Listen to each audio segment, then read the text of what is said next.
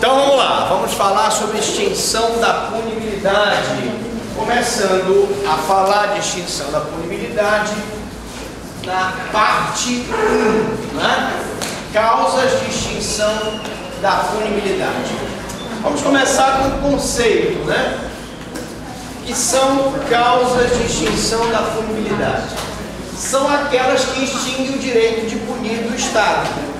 Toda e qualquer causa que extinga o direito de punir do Estado é uma causa de extinção da punibilidade.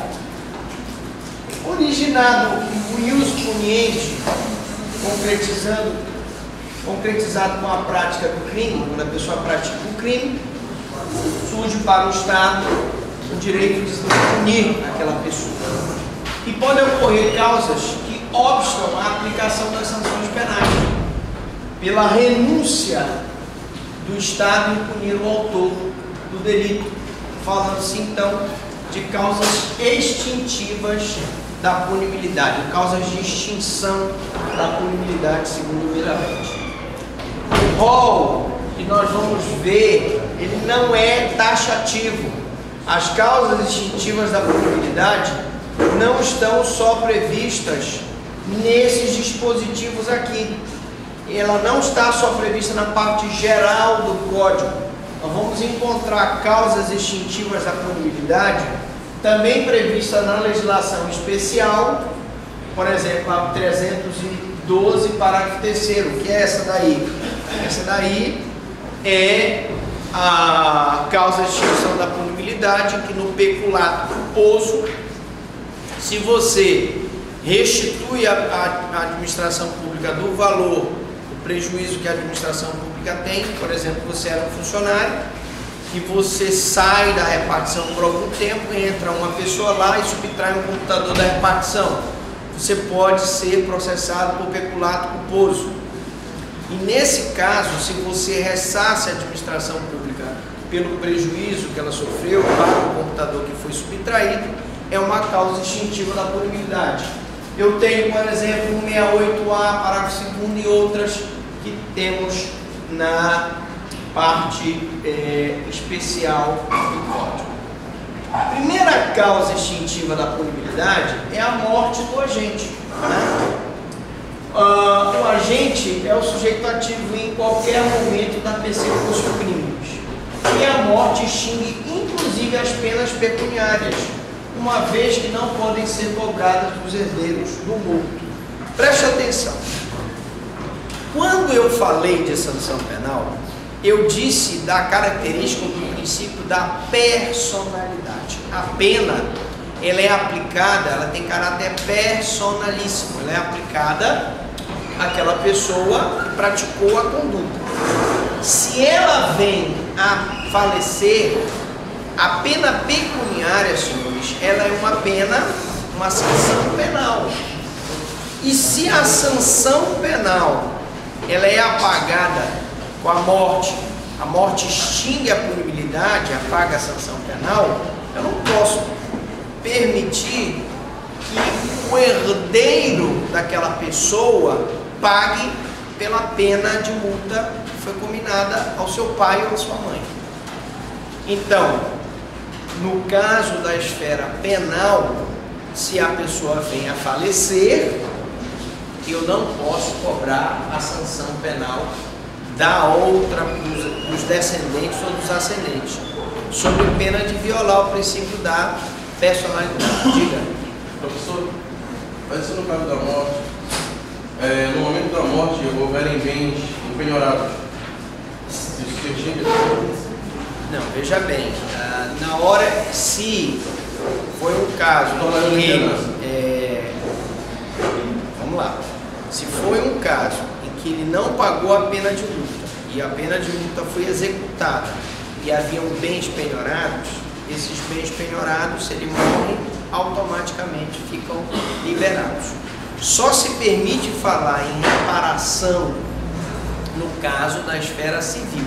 Se na esfera civil o pai devia e vem a falecer, o que ele deixou de herança para os seus filhos, parte desses bens poderão ser utilizados para o pagamento da dívida.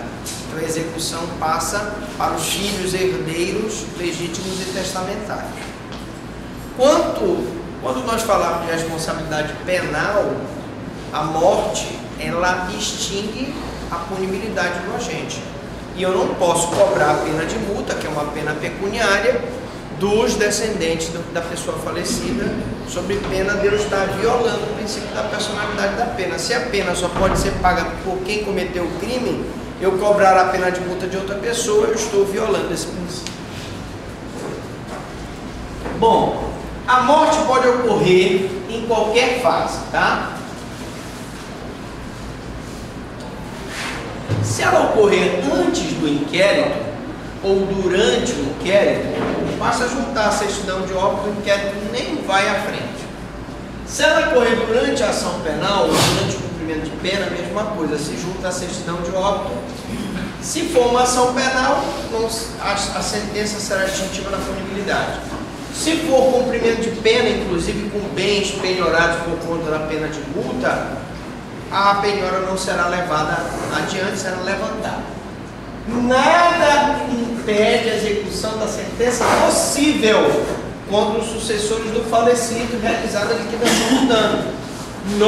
Possível, eu posso executar os sucessores do falecido. No criminal, não. A pena não passará da pessoa do condenado. Eu executar uma pena de multa do filho do condenado, eu estaria violando esse princípio constitucional. Então, a morte do agente é uma causa personalíssima que não se comunica aos coautores ou partícipes. Ah, professor, quer dizer que se foram 3 coautores ou partícipes de um crime, um morre, mas os outros 2 que estão vivos podem pagar pelo crime? Sim, podem pagar tranquilamente pelo aquele crime que foi praticado, que foi cometido. Ok? A prova da morte, senhores, é feita pela certidão de óbito. E aí não se declara a extinção da punibilidade se eu não tiver essa certidão de óbito.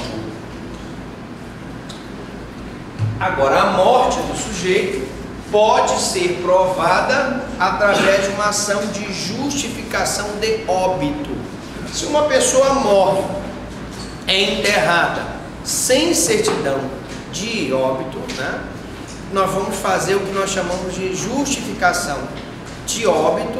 2 pessoas vão depor, dizendo que o falecido morreu e foi enterrado naquele local, e através dessa justificação de óbito, o juiz entrega os documentos para a parte, para que a parte providencie junto ao cartório a certidão de óbito, tá?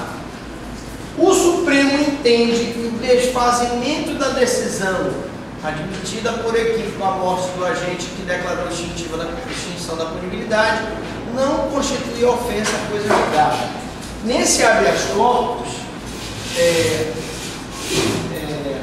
60.095 do Rio de Janeiro, relator Rafael Maia, embora haja decisões em contrário, o Supremo Tribunal Federal foi um caso em que foi reconhecida a morte do agente, foi reconhecida a extinção da punibilidade, e o agente apareceu lá no cartório para pedir informações do processo e ele estava vivo.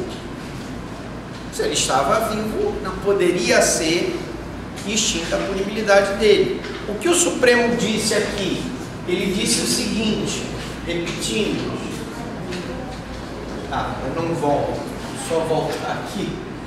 Ele disse, o Supremo entende que o desfazimento da decisão judicial que admitiu por equívoco a morte do agente, declarando extinta a punibilidade, não constitui ofensa à coisa julgada. Se desfez aquela sentença, porque na verdade ali houve um equívoco do julgador, e não pense que isso não acontece, porque teve um caso que eu oficiei no processo, na verdade não era que eu tivesse oficiado no processo, não fui nem eu promotor, apenas havia um cidadão de São Sebastião da Boa Vista, que foi condenado por homicídio, pensava-se que ele havia morrido, e ele realmente apareceu no cartório para pedir informações do processo dele, e aí disseram, olha, o senhor está aqui como morto. Na verdade, ele não havia morrido. Bom, por isso que é temerário você declarar a morte sem a certidão de óbito. Outra causa extintiva da punibilidade, senhores, é a anistia. A anistia é lei penal de efeito retroativo que retira as consequências de alguns crimes já praticados. A anistia é uma lei penal de efeito retroativo. Quando uma pessoa é anistiada, ela é como se ela não tivesse praticado o crime, tá? Essa anistia ela pode ser especial quando ela se refere a crimes políticos, como aconteceu com a redemocratização no governo do presidente João Batista de Oliveira Figueiredo, em que houve uma anistia para geral e restrita para todas aquelas pessoas que teriam sido acusadas de crime político, tá? Comum para crimes não políticos, e aí eu tenho uma anistia comum própria, que é a anistia que é concedida antes do trânsito em julgado, e imprópria, aquela que é concedida após o trânsito em julgado. A anistia também pode ser geral ou plena, quando menciona apenas os fatos atingindo todos, né? Então, por exemplo, imaginemos que várias pessoas tivessem participado da guerrilha do Araguaia, né? Nós tivemos a guerrilha do Araguaia, que era um movimento de insurgente contra a ditadura militar, que pretendia formar um Estado comunista ali em Xambioá, né? As pessoas que participaram da guerrilha do Araguaia, algumas foram presas, outras foram mortas, e outras que foram presas poderiam muito bem ter sido anistiadas. E essa anistia, ela seria uma anistia plena. Ela mencionaria o fato, guerrilha do Araguaia, e atingiria todos que participaram da guerrilha do Araguaia. Mas eu também posso ter uma anistia parcial restrita, que é aquela que menciona os fatos, mas exige o cumprimento de alguns requisitos. Professor, quais seriam esses requisitos? Por exemplo, eu tenho uma anistia restrita quando ela, por exemplo, exige o cumprimento de 1/6 da pena. Eu tenho uma anistia restrita quando ela, por exemplo, exige que a pessoa seja primária e tenha bons antecedentes. Toda vez que eu condiciono a anistia a algum requisito, eu tenho uma anistia restrita. E posso classificar também em anistia condicionada ou incondicionada. Condicionada se ela exige alguma condição, por exemplo, deposição de armas. Nós vemos aí em alguns países estrangeiros, como por exemplo na Espanha, o ETA, né, que é o grupo separatista basco, que é radicado em San Sebastián, no País Basco, na Espanha. Houve uma proposta de que eles seriam anistiados se eles depusessem as armas. Mesma coisa aconteceu com o IRA, que é o Exército Republicano Irlandês, que lutava pela independência da Irlanda, e que uma das condições para que eles fossem anistiados seria a deposição das armas. Então eu tenho essa hipótese de anistia condicionada. E tem também a anistia incondicionada, em que não se exige condições. A anistia opera-se ex tunc rumo ao passado. O ex tunc aqui significa que, uma vez concedida a anistia, todos os atos praticados anteriormente a ela são considerados não praticados. É como se apagasse todo o passado dele. Concedida, cessam todos os efeitos penais e retorna à primariedade. Subsistem os efeitos extrapenais do delito. Prestem atenção. Quando eu digo subsistem os efeitos extrapenais do delito, eu tenho que explicar algumas coisas para vocês. Nós falamos da guerrilha do Araguaia. Vamos dar um exemplo hipotético de que um guerrilheiro do Araguaia, ao lutar contra o exército brasileiro lá em Xambioá, no Tocantins, na fronteira com o Pará, ele estivesse, na hora que deu um tiro, ele tivesse acertado uma pessoa, um civil, que morava numa fazenda lá perto, e essa bala ficou alojada na coluna vertebral do civil, e em consequência do tiro, esse civil veio a ficar paraplégico.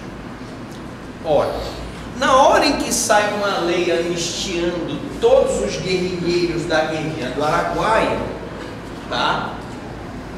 Os efeitos penais, né? Todos aqueles crimes que eles praticaram, lesão corporal, homicídio, vão ser anistiados. Mas quando eu digo que subsistem os efeitos extrapenais do delito, entre eles o efeito civil, significa que se aquele paraplégico mover uma ação civil contra a pessoa que atirou nele para pedir uma indenização por danos materiais, morais, ele pode conseguir essa indenização possível, porque a anistia ela apaga os efeitos penais, mas ela não prejudica os efeitos extrapenais, tá certo? A concessão da anistia é da competência da União através do Congresso Nacional com a sanção do Presidente da República. Aprendam logo que a anistia ela é concedida pelo Congresso Nacional através de lei com a sanção do Presidente da República. O indulto, não. O indulto é concedido pelo Presidente da República através de decreto presidencial. A anistia é concedida pelo Congresso Nacional através de lei. E o indulto é concedido pelo Presidente da República mediante decreto presidencial. Diga. Vamos boatos aí na mídia, né, que a lei da anistia estão querendo mudar, revogar. É possível isso? Olha, a questão é possível revogar a lei da anistia? Veja bem, em tese não. Em tese, a anistia é uma abolício criminis. Como é que tu podes, diante de abolício criminis, como nós vamos ver aqui, é uma causa extintiva da punibilidade. Como é que tu podes fazer uma lei pelo Congresso Nacional que anistiou aquele grupo de pessoas por ter praticado um determinado fato, tá? E agora você querer então puni-los novamente? É um pouco complexo isso. Eu não gostaria de até me envolver nessa discussão, mas eu penso que, sendo a anistia abolício criminis, uma vez abolido o crime, uma vez abolido a punição, a possibilidade do Estado punir aquelas pessoas pela prática daquele fato, porque a anistia não se refere, gente, a pessoas, a anistia se refere a fatos. Então aconteceu uma guerrilha do Araguaia, aconteceu uma insurgência, por exemplo, nós tivemos a hipótese de Canudos, né? Depois o governo, o senhor quer perguntar? Daqui a pouco, depois dos comerciais. Em Canudos, aquelas pessoas que participaram do levante, alguns foram mortos, alguns foram condenados, mas o governo não podia punir todo mundo, então ele anistiou algumas pessoas que foram perdoadas por terem participado do levante de Canudos, né? E assim eu posso ter outras situações. Nós tivemos várias revoltas durante o Império, o início da República, que podia gerar uma lei de anistia. Pergunte lá. Professor, em relação, por exemplo, ao Estado precisar de um amigo, eu tenho uma arma legal, estou cometendo o crime da posse legal. Sim. Eu pegar a arma para a autoridade, seria um exemplo disso aí? Não.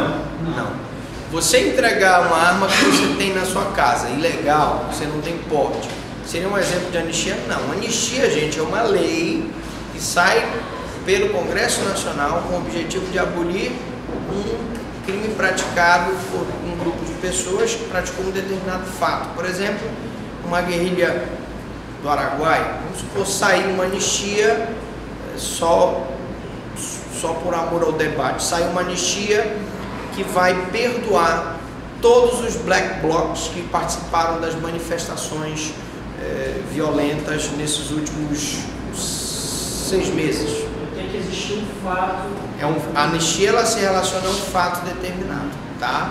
Não é assim, é isso aí você... Uma conduta presente. Não, lógico que como as causas extintivas da punibilidade não são taxativas, a lei, o Estatuto de Desarmamento pode criar uma causa extintiva da punibilidade que o Estado permite não te punir se você chegar e entregar a arma que está na sua mão de uso restrito ou que você não tem porte. Você quer perguntar? Não necessariamente uma pessoa, sim um grupo. Geralmente a anistia ela está relacionada a um fato e esse fato não necessariamente se relaciona a uma só pessoa, ele se relaciona geralmente a um grupo, mas eu posso ter uma anistia a uma pessoa específica. Não existe proibição de anistia a um indivíduo especificamente, muito embora a maioria delas seja coletiva, relacionada ao fato. Bom, a concessão da anistia, nós já vimos, é da competência da União, através do Congresso Nacional. Isso está previsto na Constituição Federal, artigo 21, né? E 48. Não é permitido nos crimes hediondos e nos crimes assemelhados aos hediondos, tortura, tráfico ilícito de entorpecentes e terrorismo. Professor Franklin, quer dizer que eu não posso conceder anistia nos crimes hediondos e assemelhados. Os crimes assemelhados aos hediondos são os 3 T's: tráfico, terrorismo e tortura. Quer dizer que eu não posso conceder anistia nos casos de tortura. Você me perguntou ainda há pouco, bom professor, mas eles querem revogar a lei de anistia para punir os torturadores do regime militar. Mas acontece que quando a lei de anistia foi criada, não existia essa proibição da tortura. A proibição da tortura foi posterior. E também nós teríamos um mecanismo jurídico de uma lei que foi abolida e que voltaria a valer. Seria uma espécie de repristinação. É complicado juridicamente esse argumento, tá? Vamos continuar. Então não se esqueçam, na prova não vão errar. Não é permitida a anistia nos crimes hediondos e nos crimes assemelhados. Graça.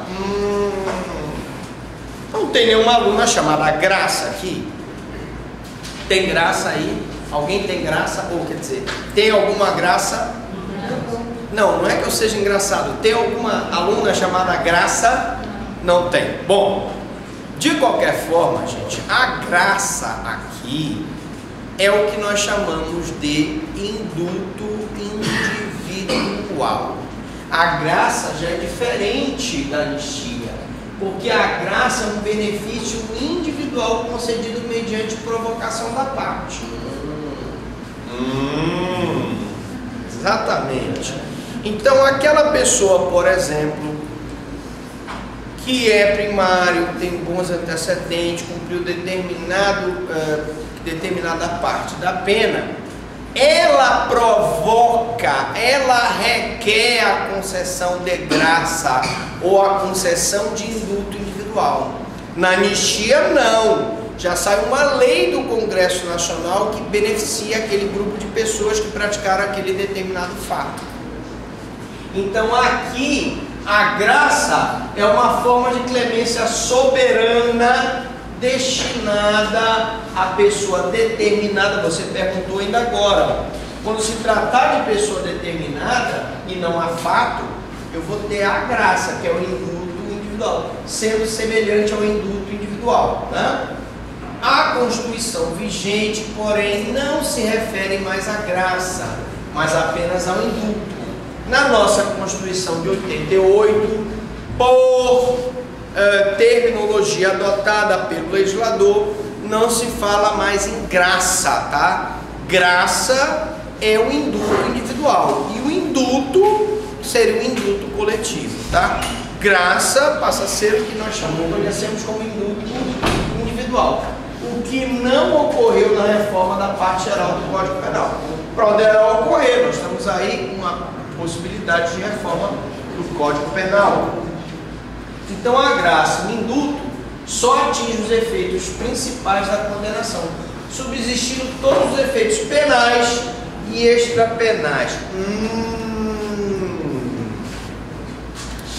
Cuidado. Temos uma outra diferença da graça para a anistia. Nós falamos que a anistia, senhores, ela atinge os efeitos penais, só não atinge os efeitos extrapenais. A graça só atinge os efeitos principais da condenação. Quais são os efeitos principais da condenação? É a aplicação da pena privativa de liberdade, restritiva de direito ou multa. Os outros efeitos secundários da condenação, ela mantém. Quer dizer, professor, que ali a pessoa continua sendo, se ela vier a praticar o crime, mesmo sendo beneficiada por uma graça, ele continua sendo, ele será reincidente? Sim. Se ele sendo reincidente, porque não atinge os efeitos secundários, ele não poderá ser beneficiado pelo subsídio? Sim. Se ele sendo reincidente, ele não poderá ser beneficiado pelo livramento condicional? Sim.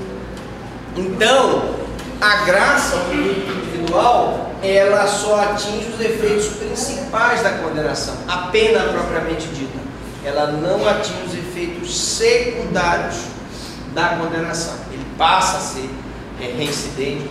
Temos os efeitos extrapenais, que a reparação do dano ela também não atinge. Se a pessoa quiser entrar com ação para reparar o dano, também poderá ser feito. São os efeitos principais? Só os efeitos principais da condenação. A aplicação da pena, propriamente dita, privativa de liberdade, restritiva de direito ou multa. Ela atinge esses efeitos, ele não vai cumprir a pena. Mas os efeitos secundários, ele é reincidente se ele vier a praticar o crime. O indulto é um indulto de caráter coletivo e concedido espontaneamente. Como eu disse, o indulto é da competência privativa do presidente da República. Está previsto no artigo 84 da Constituição. São plenos os indultos quando extinguem toda a pena. Então, se o juiz indultar uma pessoa, desculpe, o juiz não, o presidente da República indultar uma pessoa, eu tenho um indulto pleno. Mas eu posso ter também um indulto parcial, quando a pena diminui a pena ou a commuta ou transforma em outra de menor gravidade. Por exemplo, eu posso ter um indulto que vai permitir que aquela pena seja reduzida de 1/3. Ou posso ter um indulto que vai permitir que a pessoa que estava cumprindo em regime fechado possa cumprir a pena em regime semi-aberto. E assim sucessivamente. Posso ter um indulto condicional, que é submetido ao preenchimento de condições, por exemplo, ser primário, ter bons antecedentes, ou ter cumprido determinada parcela da pena, ou ter indenizado a vítima, salvo impossibilidade de fazer. E posso ter um indulto que não é incondicional, né? Geralmente o indulto traz uma condição, por isso que ele diz que é sempre condicional. O indulto não é suficiente para afastar a inelegibilidade. Se por um acaso uma pessoa fosse indultada, imagine que um candidato a prefeito tivesse vendido laqueadura para os seus eleitores, as suas eleitoras, e vasectomia, né, para os eleitores para ganhar voto. E ele fosse condenado e perdesse o mandato dele de deputado. Se ele conseguisse, tivesse força política para ser indultado, tá? Esse indulto não seria suficiente para afastar a inelegibilidade, que no caso dele especificamente é de 12 anos. Então o indulto não afasta a inelegibilidade. O indulto é concedido por decreto presidencial que deverá ser juntado aos autos. Então é um decreto do presidente da República, enquanto que a anistia ela é concedida por lei, que é feita pelo Congresso Nacional.